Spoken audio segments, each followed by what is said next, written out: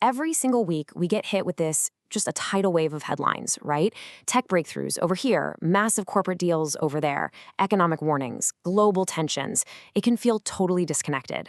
So what we're going to do here is connect the dots. We're going to uncover those hidden threads tying all these huge stories together. Let's dive in.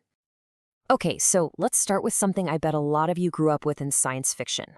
That magical little device that could instantly translate any language you hear? It was pure fantasy, the kind of thing you'd see on the Starship Enterprise. Well, this week, that sci-fi fantasy, it just took a massive leap into the real world. The Universal Translator is no longer just a movie prop. In fact, it's shaping up to be the next major battleground for the biggest names in tech. And just look at how wild this race is getting. You've got Apple literally putting live translation right in your ear with the new AirPods Pro. Then there's Google, whose Pixel 10 can now translate phone calls while, and this is incredible, keeping the original speaker's tone and inflection. And Meta? They're coming at it from a totally different angle, building translation right into their Ray-Ban smart glasses. This is happening right now. But, this whole AI explosion, it's not just about creating cool new gadgets. It's also fueling a race to control the content that those gadgets will deliver to us. And that is sparking some massive power plays in the media world, where the titans of the industry are placing billion-dollar bets on what comes next. Okay, let's just, look at this number for a second. $7.7 billion, with a B. That is what David Ellison, who's now in charge of the newly merged Paramount Skydance, just paid for the exclusive rights to the UFC here in the US. The whole merger that created his company was only valued at around $8 billion. This is a gigantic, industry-shaking move. But as huge as that UFC deal is, get this, it might just be the warm-up act. Word on the street this week is that Ellison and his company are already talking to investment banks to line up a potential takeover bid for an even bigger prize, Warner Bros. Discovery. So what's mind-blowing here is the sheer scale of what we're talking about. If a deal like this goes through, one single company would control everything you see on this list. Think about it. Star Trek and Mission Impossible, Batman and Superman, Harry Potter and Lord of the Rings, Game of Thrones, the whole shebang.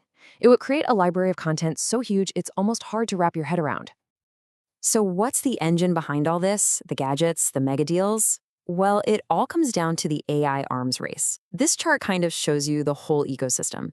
You've got the kingpins like NVIDIA designing the chips and their key suppliers like SK Hynix, which just announced it's ready to mass produce the next generation of memory chips.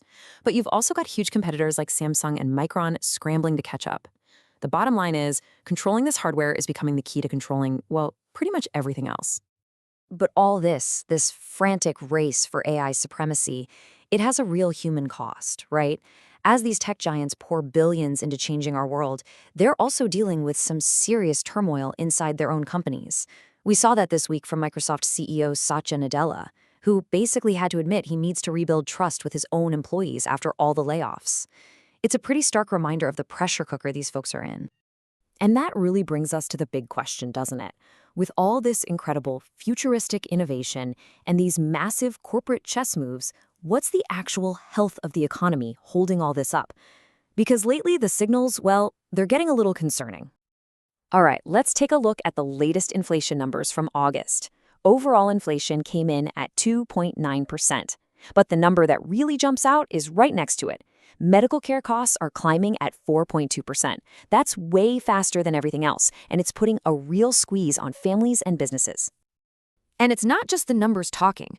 Over the past week, we've heard what sounds like a unified chorus of concern from the heads of the biggest banks. You've got Jamie Dimon at JP Morgan Chase just saying it flat out. I think the economy is weakening. David Solomon at Goldman Sachs is pointing to softening job data. And Charles Scharf at Wells Fargo says he sees more downside, especially for lower-income folks.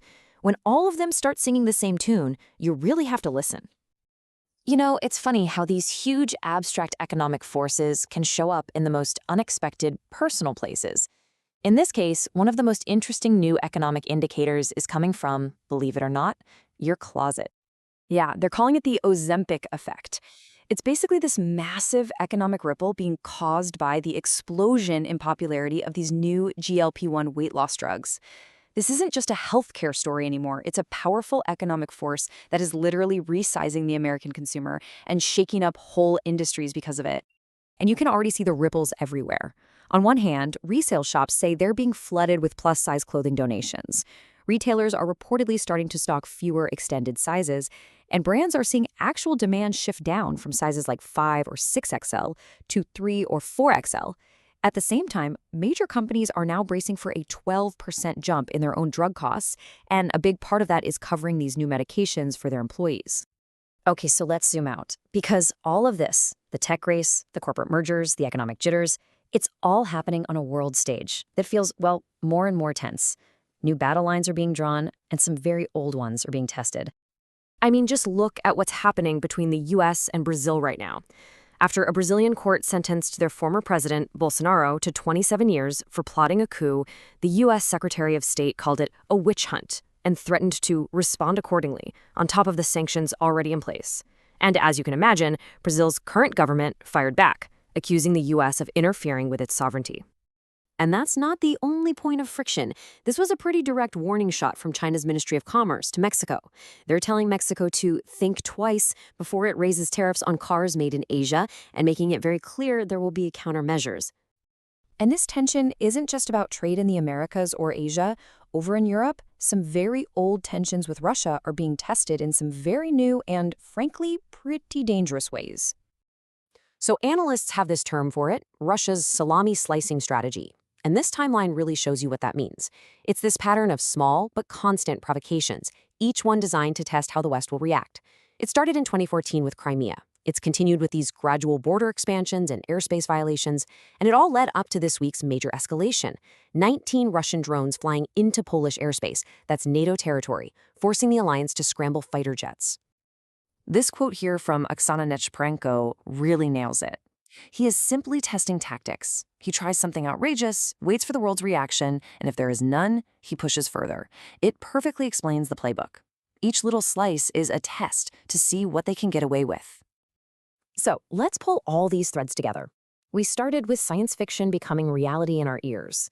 We saw corporate giants spending billions to own our entertainment, all powered by this mad dash for AI chips.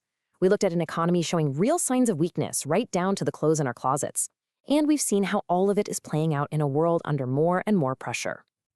See, these aren't just a bunch of separate headlines. They are all connected, all pushing and pulling on each other, shaping a future that's coming at us incredibly fast and feels more uncertain than ever. And it leaves us with one heck of a question. In a world where tech is accelerating and tensions are rising, where do we possibly go from here?